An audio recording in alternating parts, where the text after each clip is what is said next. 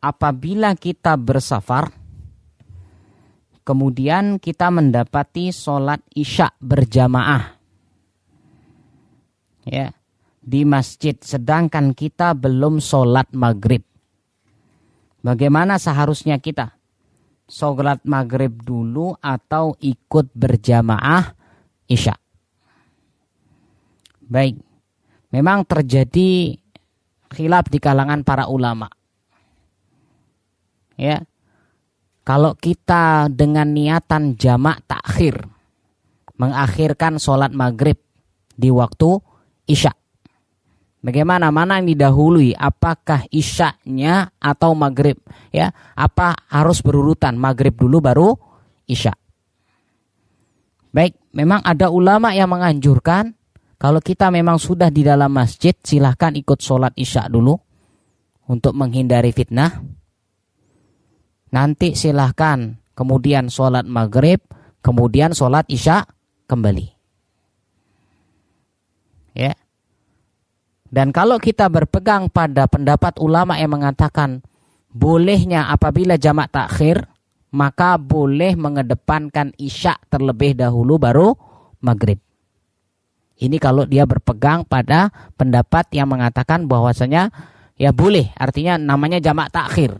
Artinya maghribnya dijadikan setelah isya atau duhurnya dijadikan setelah asar. Ada, ya Allahu alam. Ya, jadi ada yang mengatakan boleh, ada yang mengatakan silahkan sholat isya untuk menghindari fitnah.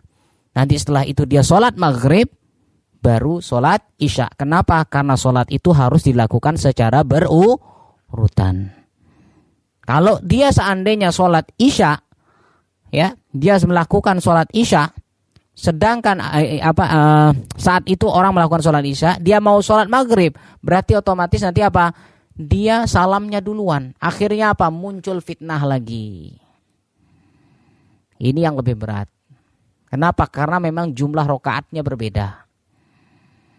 Ya, kalau jumlah rokaatnya sama kan tidak apa-apa. Ini jumlah rokaatnya yang berbeda.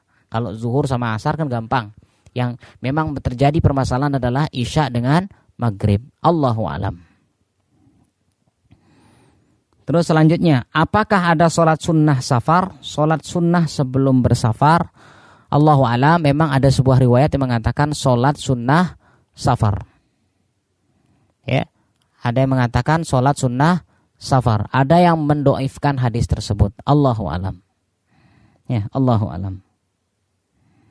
Apabila kita dalam perjalanan pulang dari safar tidak sempat sholat duhur dan sampai rumah sudah waktu asar, apakah tetap boleh dikosor dan dijamak sholatnya? Apabila kalau sudah sampai rumah, ini kan sudah sampai nih, berarti dia tidak melakukan perjalanan jauh, maka dia ya sholatnya sempurna. Duhurnya 4 rakaat, salam, kemudian berdiri lagi, sholat asar 4 rakaat. Kenapa? Karena sudah sampai rumah. Ya, sudah sampai rumah. Ya, Allahu alam. Apabila kita khawatir ketika kita masih di daerah kita dan belum berangkat pesawatnya, dan kita tidak tahu lama perjalanannya, takut ketika sampai melewati waktu sholat yang sekarang dan berikutnya, apakah boleh sebelum berangkat pesawat kita mengqashar dan menjamak sholat kita di bandara? Boleh, kalau sudah melakukan perjalanan.